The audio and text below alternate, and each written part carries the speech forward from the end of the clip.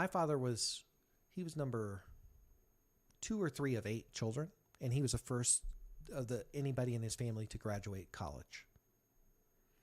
And so that was something that I think it was just sort of instilled with us. My mom was a good student. Mm-hmm. She only went to a couple of years of college. She didn't graduate, but she was a really good student. My father he ended up being just short of a vice president when he retired from the company he worked for 32 years. It was very much like suburban life. I always lived in really nice locations. We moved a ton because of promotions for my dad. So we got to move around a lot.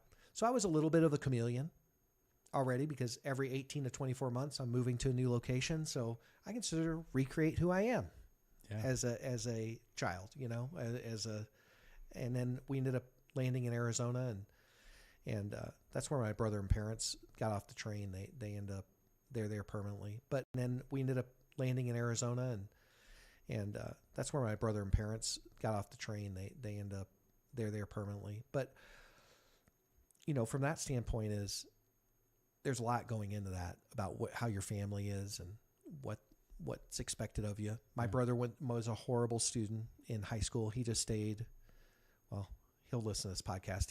He wasn't the best student. He was an amazing athlete. My impression of my brother in high school is he stayed eligible for sports. Yeah.